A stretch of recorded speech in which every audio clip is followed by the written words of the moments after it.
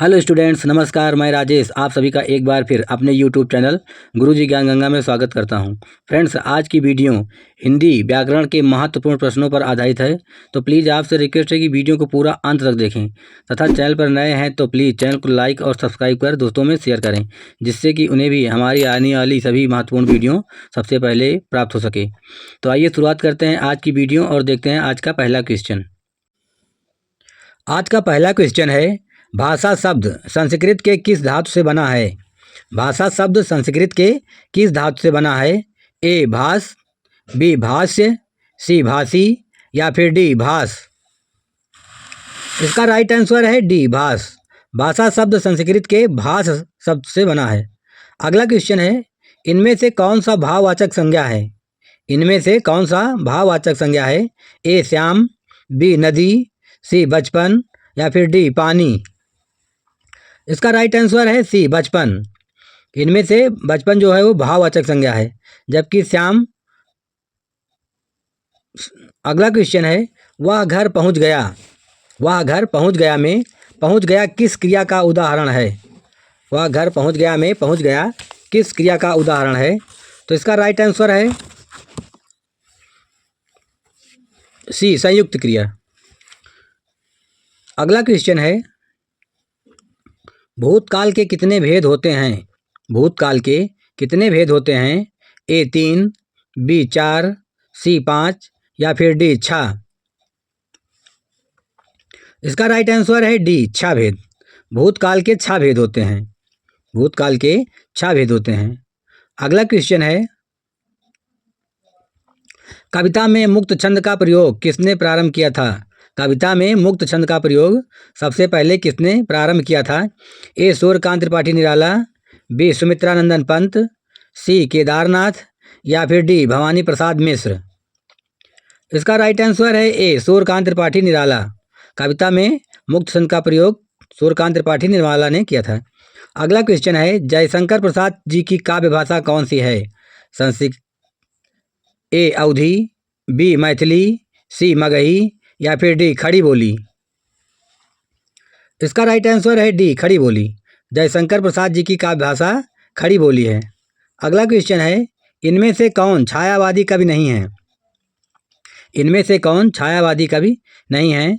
ए Sumitranandan Pant, B Suryakant Tripathi Nirala, सी महादेवी वर्मा या फिर D Munshi Premchand. इसका राइट आंसर है डी मुंशी प्रेमचंद। मुंशी प्रेमचंद छायावादी कवि नहीं हैं, बाकी सुमित्रानंदन पंत और सब ये छायावादी कवि हैं। अगला क्वेश्चन है, इनमें से कौन आंचलिक कथाकार है? इनमें से कौन आंचलिक कथाकार है? ए प्रेमचंद, बी जयशंकर प्रसाद, सी कमलेश्वर या फिर डी फणीश्वर नाथ रेणु। इसका राइट आंसर है डी फणीश्वर नाथ रेणु। अगला क्वेश्चन है, अलगू चौधरी और जुम्मन शेख किस कहानी के पात्र हैं?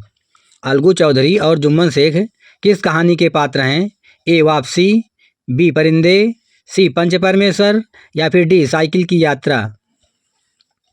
इसका राइट आंसर है सी पंच परमेश्वर। अलगू चौधरी और जुम्मन शेख पंच परमेश्वर कहानी के पात्र हैं। अगला क्वेश्चन है, निम्न में से कौन हनुमान का पर्यायवाची शब्द नहीं है? ए मारुति नंदन, बी अंजनी पुत्र, सी पवन सुत या फिर डी दामोदर। इसका राइट आंसर है डी दामोदर। दामोदर जो है वो हनुमान जी का पर्यायवाची नहीं है, बाकी सब हनुमान के पर्यायवाची शब्द हैं। अगला क्वेश्चन है, अनुपम का पर्यायवाची शब्द क्या है? अनुपम का पर्यायवाची शब्द निम्न में से क्या है? ए स्वर्गीय, बी लौकिक, सी पार्थिव या फिर डी अद्वितीय। इसका राइट आंसर है डी अद्वितीय। अनुपम शब्द का पर्यायवाची शब्द अद्वितीय है। अगला क्वेश्चन है, हिंदी में ह्रस्व स्वरों की संख्या कितनी है? हिंदी में ह्रस्व स्वरों की संख्या कितनी है? ए 3, बी 4, सी 5 या फिर डी 6। इसका राइट आंसर है बी 4। हिंदी में ह्रस्व स्वरों की संख्या कुल 4 है। अगला क्वेश्चन है, हिंदी में दीर्घ स्वरों की संख्या कितनी है? हिंदी में कुल कितने दीर्घ स्वर हैं? ए 6, बी 7, सी 8 या फिर डी 5। इसका राइट आंसर है सी 7। हिंदी में दीर्घ स्वर की संख्या कुल 7 है। अगला क्वेश्चन है, हिंदी शब्दकोश के छा छा का क्रम किस वर्ण के बाद आता है? हिंदी शब्दकोश में छा किस वर्ण के बाद आता है? ए का, बी छा, सी त्रा या फिर डी ज्ञा। इसका राइट आंसर है ए का। क्षत्रिय वाला छा है जो वो का वर्ण के बाद आता है। अगला क्वेश्चन है ए तथा आय वर्ण क्या कहलाते हैं? ए तथा आय वर्ण क्या कहलाते हैं? ए नासिक, बी मूर्धन्य, सी ओष्ठ या फिर डी कंठ तालव्य। इसका राइट आंसर है डी कंठ तालव्य। ए तथा आय वर्ण कंठ तालव्य वर्ण कहलाते हैं। अगला क्वेश्चन है निम्न में से कौन सा शब्द तत्सम शब्द है? ए हाथ, बी पैर, सी नाक या फिर डी कर्ण। इसका राइट आंसर है डी कर्ण। कर्ण जो है वो तत्सम शब्द है, बल्कि हाथ, पैर और नाक ये सभी तद्भव शब्द हैं। आज का अगला क्वेश्चन है निम्न में से कौन सा शब्द तद्भव है? निम्न में से कौन सा शब्द तद्भव है?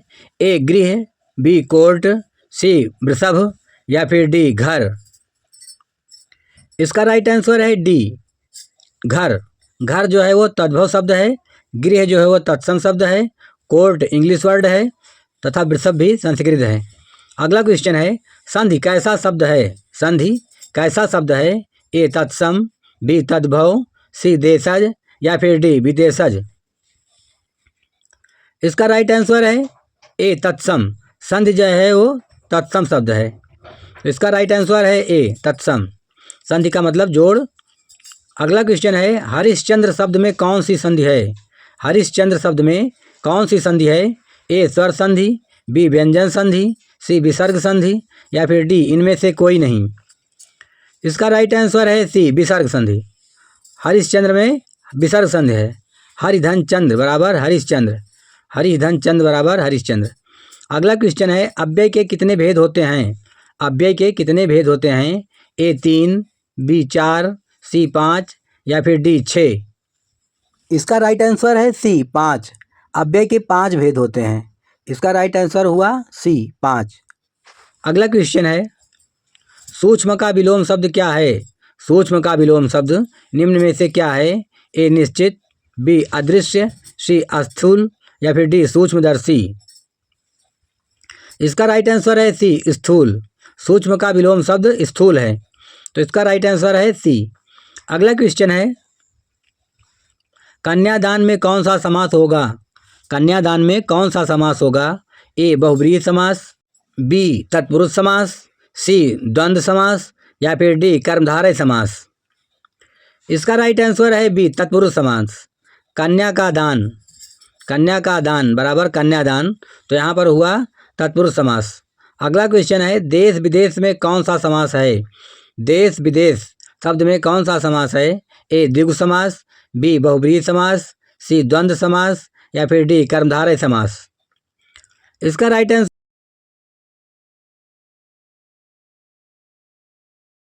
अगला क्वेश्चन है गजानन में कौन सा समास है? गजानन में कौन सा समास है? ए तत्पुरुष समास, बी बहुब्रीहि समास, सी कर्मधारय समास या फिर डी द्विगु समास। इसका राइट आंसर है बी बहुब्रीहि समास। गजानन इसका मतलब गणेश हुआ, तो तीसरा पक्ष प्रधान हुआ यहाँ पर, तो इसीलिए यहाँ पर होगा बहुब्रीहि समास। अगला क्वेश्चन है दाल रोटी में कौन सा समास है? दाल रोटी में कौन सा समास है? ए तत्पुरुष समास, बी कर्मधारय समास, सी बहुब्रीहि समास या फिर डी द्वंद्व समास।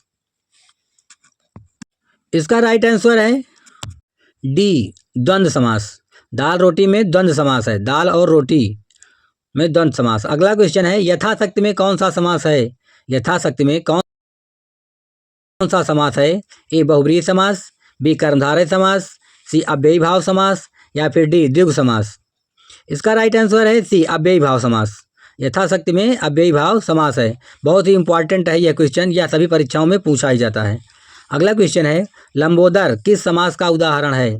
लंबोदर जिसका लंबा हो उदर यानी कि गणेश भगवान में कौन सा समास है? ए बहुब्रीहि समास, बी अव्ययी भाव समास, सी कर्मधारय समास या फिर डी तत्पुरुष समास। इसका राइट आंसर है ए बहुब्रीहि समास। यहाँ पर भी तीसरा पक्ष प्रधान हुआ, इसीलिए यहाँ पर बहुब्रीहि समास हुआ। अगला क्वेश्चन है गुण दोष में कौन सा समास होगा? गुण दोष में कौन सा समास होगा? ए तत्पुरुष समास, बी द्वंद्व समास, सी द्विगु समास, डी कर्मधारय समास। इसका राइट आंसर है सी द्वंद्व समास। अगला क्वेश्चन है, घनश्याम में कौन सा समास है? घनश्याम में कौन सा समास है? ए द्वंद्व समास, बी द्विगु समास, सी तत्पुरुष समास, या फिर डी कर्मधारय समास। इसका राइट आंसर है डी कर्मधारय समास। घनश्याम में कर्मधारय समास है। अगला क्वेश्चन है, पाप पुण्य में कौन सा समास है? पाप पुण्य में कौन सा समास है? ए द्वंद्व समास, बी द्विगु समास, या फिर सी तत्पुरुष समास, या फिर डी कर्मधारय समास। इसका राइट आंसर है ए द्वंद्व समास। पाप पुण्य यानी कि पाप और पुण्य दोनों विरोधी शब्द हैं तथा बीच में डैश है, इसीलिए यहाँ पर द्वंद्व समास हुआ। अगला क्वेश्चन है, चतुर्भुज किस समास का उदाहरण है? चतुर्भुज शब्द किस समास का उदाहरण है? ए कर्मधारय समास, बी तत्पुरुष समास, सी अव्ययी भाव समास, या फिर डी द्विगु समास। इसका राइट आंसर है डी द्विगु समास। चतुर्भुज में द्विगु समास है। फ्रेंड्स, अगला क्वेश्चन आप सभी के लिए है कि ए तथा आय वर्ण क्या कहलाते हैं? ए तथा आय वर्ण क्या कहलाते हैं? ए नासिक, बी मूर्धन्य, सी ओष्ठ, या फिर डी कंठ तालव्य। फ्रेंड्स, यदि आप सबने वीडियो को पूरा देखा होगा तो इस क्वेश्चन का आंसर आप अवश्य ही कमेंट बॉक्स में दे देंगे। अगला क्वेश्चन है, आनंद मठ में कौन सा समास है? आनंद मठ में कौन सा समास है? ए द्विगु समास, बी कर्मधारय समास, सी बहुब्रीहि समास, या फिर डी तत्पुरुष समास। इसका राइट आंसर है डी तत्पुरुष समास। आनंद का मठ, आनंद का मठ, तो इसमें हुआ तत्पुरुष समास। अगला क्वेश्चन है, प्रतिमान में कौन सा समास है? प्रतिमान में कौन सा समास है? ए कर्मधारय समास, बी अव्ययी भाव समास, सी तत्पुरुष समास, या फिर डी बहुब्रीहि समास। प्रतिधनमान बराबर प्रतिमान, पहला इसमें शब्द जो है वो प्रति उपसर्ग है, इसीलिए यहाँ पर हुआ, तो इसका राइट आंसर है बी अव्ययी भाव समास। अगला क्वेश्चन है, बैलगाड़ी कैसा शब्द है? बैलगाड़ी कैसा शब्द है? ए रूढ़, बी यौगिक, या फिर सी योग रूढ़। बैलगाड़ी, तो इसका राइट आंसर है बी यौगिक शब्द। यह एक यौगिक शब्द है। बैल प्लस गाड़ी बराबर बैलगाड़ी। तो फ्रेंड्स, आज की वीडियो यहीं समाप्त हुई। फिर मिलेंगे अगली ऐसी महत्वपूर्ण वीडियो में। तब तक बने रहिए हमारे साथ और देखते रहिए गुरुजी ज्ञान गंगा चैनल। जय हिंद, जय भारत, वंदे मातरम।